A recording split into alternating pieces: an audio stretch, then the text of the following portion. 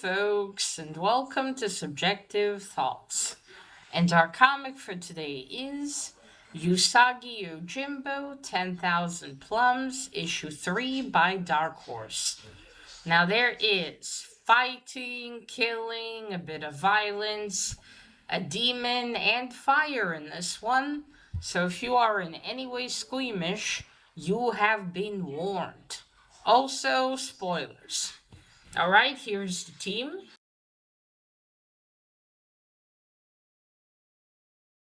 So, when we left off, Usagi, Gen, and Yokichi in issue 2, they split up, each going somewhere after they found Ichiro's wife killed in the Plum warehouse. So, we start this issue with Usagi and Yokichi like running through the village, warning people, telling them to get out of the houses, that that Ichiro's wife's been killed. Usagi goes to Ichiro's house to warn him. He reaches, he opens the door, and then before that, wondering how is he going to tell Ichiro's wife's been murdered, or in this case, killed, or tell his daughter that her mother is gone. And he slides open the door, and then he's like, shocked. But then we move to Gen. He's in the orchid of the plum trees, or the sakura trees, and he's calling out to the general guy, and he was wondering where he is. What else? I don't remember what else he said to himself, but he's wondering where he is, and then he notices something, and he bends down, and it's, unfortunately, it's Ichiro's daughter's body. I mean, I guess I was a bit optimistic to say last issue maybe the little girl's alive, but now she's dead. Just at that moment, the general and some of his men arrive, asking again what's wrong, and then they see the body, and they estimate that she's been dead for quite a while. And they're like, okay, if she's dead, then who's, with Ichiro? Then we move back to Usagi, to Usagi, and he sees, he opened the door, and in there you see the demon fox lady holding on to Ichiro. And he's like, let him go, you monster. And she drops him, kind of, but he's already dead. Then she's like, I'm not the monster. He's like, where's the little girl? And then she yells at him, fool. And she changes into Ichiro's daughter. And then she starts fighting with him. Now, outside, Gen and, outside we see Yokichi is coming with some of the villagers. And then out of the door, Usagi gets kicked out of the door, and Yokichi's like, Usagi, what's happening? Where's Ichiro and his daughter? And then Gen and the general and his men arrive, and then they look at the doorway and they see the daughter, but she changes form. She changes from Ichiro's daughter into the demon fox lady. And then she runs out and starts attacking everyone, fighting them. And she's like, I won't stop, until I get revenge on this village. They're the reason why my daughter is dead and everything. And so she starts attacking them. She moves really fast, and they can't seem to get her. They barely seem to dodge her attacks. And then she jumps up on the roof of Ichiro's house, and Usagi goes after her. Now he's fighting her, but again, she's too fast. So then some of the genius villagers decide, you know what? Let's get some fire and burn her. Doesn't look like Usagi can defeat her. They haven't even given the samurai a chance. So, of course, they go get oil and fire, and they burn the building, and now for sure we're gonna kill her. And then when they say this plan, Usagi's like, wait, what about me? But then Demon Fox Lady kicks him off of the roof, but he's okay. More or less. I'm surprised he didn't break his neck, honestly, how he fell. But yes, then they set fire to the house, and they're like, now she won't be able to escape, but of course she jumps off the roof and escapes. And the general's like, those fools are gonna burn the whole village. And Chad, it's not the smartest idea, you know. Especially when your houses are made of wood. But, yeah, well. So they're like, where is she? You know, spread around, find her. Where did she go? The demon fox lady. And we see Usagi saying, okay, I'm gonna go look for her in the orchid. And but then again says, hey, wait, Usagi, where are you going? And he repeats, and he looks at him, where are your swords? That's because that's not Usagi. Usagi, that's the demon fox lady. Now she can change it to anyone, but she can't also make the accessories, it seems. In this case, the swords. So she hisses and then turns to her natural demon fox form. And, people yell at her monster. And she says, "Oh, I'm not the monster. You are. Because of that, my daughter is dead, and all of that." And they're like, "Okay, we gotta stop her." And she's like, "I won't stop until I get my revenge on this village." So she starts running away. And then again, these geniuses, genius villagers, one spills oil on her, this'll stop her, and how? It's not like you threw a net on her or rocks. How's it gonna? And then the other one burns her, and of course, naturally, she runs to the orchid on fucking fire. Which one do you think is gonna happen? She's gonna burn more trees. So then the villagers all go to grab water. Quickly, we gotta save the orchid. And it's a fucking mess.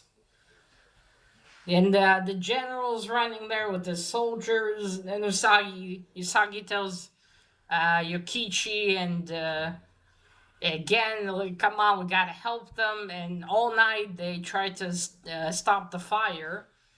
Yeah, which they do. They manage to save some of the trees, but most of them are, they're burned down. All the buds of the flowers and everything is gonna devastate the village for generations. And what's going to happen? And then a villager yells towards them, says, "I found her body. She's over here." So they run to see the fox demon's body. And one of the villagers like, you monster, I hate you. And he's about to beat up her corpse. But then Usagi stops him and is like, no, don't desecrate the body. And the villager's like, why not? She's a monster. Look what she did to us, to the village. And then he said, all she wanted. And Usagi says to him, you brought this on yourself. All she wanted was one Ubushimi for her daughter. And you wouldn't give it to her because of your greed. I didn't say, because of your, mainly because of your greed, you wouldn't give it to her. She just needed it for her daughter. And then three villagers there said, well, and one of them says, well, I didn't know. And then Yukichi chimes in, no, you didn't care. So who really are the monsters? I think it was the general who says. I know, he tells them, so who really are the evil monsters in this? Which, yeah, I've said that even in the first issue. Especially in the second issue when they have a warehouse full. A fucking warehouse. A big warehouse full of jars upon jars. So, yeah, Sagi's right. They started this chain of events that ended up with their village and their, main probably source of income being destroyed. Oh, because they were greedy and cold-hearted. And again, the Fox Demon Lady offered to work for it even. They could have just gave her a few and then have her do some job in the village. All she wanted to do was to save her daughter. That's it. It's not like she was trying to steal this stuff or something. Again, I can understand that being angry at her. Just, I suppose they don't have to help her, but still, they brought this upon themselves in the end. Well, they didn't know she was a demon, but still. Anyway, that's it. Usagi, Yukichi again, the general. I think they bury her body, and Yukichi hopes that she's now reunited with her daughter. And then again decides to split up. He's like, this little detour has brought a lot of excitement and trouble, and I'm sick of it. He's gonna go. I think he said somewhere to the west or east or something. And there's there's a bounty on someone, and he's going to go and get it because from the previous stories, a lot of bandits scattered or were killed, so he won't have competition. And he tells Usagi and Yukichi so long, and also the general and the men that he has left also leave. The general says, "Well, I've done what I was ordered to do. The culprit has been found. I just hope that what was the title? What's the correct title? The Shogun? I think Shogun?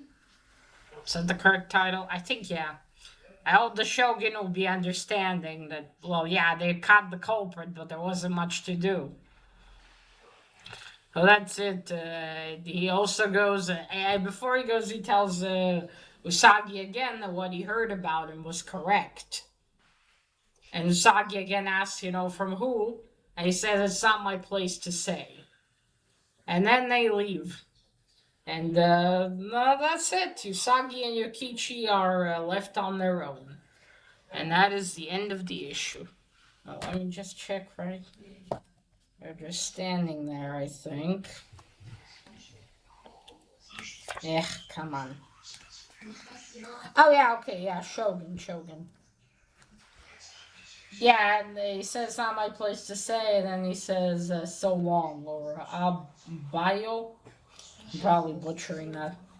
And that's it. That's where issue 3 ends. Okay, so first the cover. I got another Stan Sakai. This one not pink. This one blue. You see Usagi fighting the demon fox lady up top the roof. Doesn't exactly happen like that, but cool. And they are again in Yokichi. I wish it also had some pink in it, but still, it's a nice one. Well, it fits the mood of the comic. Okay, now for some inside art. You see, oh yeah, there's a little lizard thing. I do like those lizard things. Okay, 1 second. Oops. Alright, and you see, there we go. They're warning the villagers. Usagi's running. Usagi. And then Ichiro, what? And he's like, look at his expression. This is where he finds that Ichiro's been killed. Okay, now for the story. Well, I did wonder, what more could they tell with the demon fox lady? Because essentially it was coming to a head, but looks like the extra 2 issues are gonna do with something else. Because that's it, the fox lady's been killed. I guess maybe it's gonna, I don't know, start like, maybe the setup for the next story. Because again, it's interesting that this is ended. This essentially could have been a 3-issue miniseries. It was just about the fox lady and the trees. But in this case, no. It's gonna have something more in the next 2 issues. And I wonder what that's gonna be. But this had is always some good fighting action. Well, there's always good art. And man, I feel bad for the Fox Demon Lady. And also for the villagers. But it's interesting how one decision basically started this. And I am sad about Ichiro and his family because, yeah, they started out just this little family and everything. And now they're all dead. How grim is that? I mean, again, if he only just agreed to give her a couple of plums for her daughter, none of this would have happened. So I was like, yeah, the villagers got pretty greedy with time, didn't they? As I repeat for the third time, a warehouse full of plums. A whole fucking warehouse. It's not like they had just, a couple of jars of it. I'd understand them being quite reluctant to give some then. But it's just looking at the size of it, it's just, you couldn't spare a few plums for a kid. I mean, she gave you just, they even call her, because the villagers, I forgot to mention this, when they see her change, they're like, God, it's that beggar lady. Again, they all turned her away. Not one person in this village was willing to give her a few plums for her daughter. Even though they have so fucking many. And hey, she offered to work for them too. So she said, oh, you have to give me a jar. She just wanted a few for her daughter, and I'm sure she would have happily worked for them. As long as it took. All to say her kid. And a poor daughter. This is sad. I mean, Stas the guy didn't show it here, but I wondered, to see if she came back to check on her daughter. And I don't know, I wonder if her daughter was already gone by then, or she was still alive for a little longer, but then succumbed to being sick and died. It was just so sad. I mean, demon or no demon, that's depressing. Just imagine her there holding her little girl as she's breathing her last breath. Yeah, that's sad. But hey, I suppose the villagers paid for it. Their cold hardness and greed, and now they really. I mean, they have the whole warehouse, but over time that's gonna dwindle, isn't it? Oh well, I guess now all that's left to see is what's gonna happen with Usagi and Yukichi next, because they are going to, whatever it is. They haven't said if they're gonna stay or not. So that's left to be seen. Alright, folks, so that is it. Let me know what you thought of issue 3. And remember, collect what you're passionate about and share it on YouTube. Bye!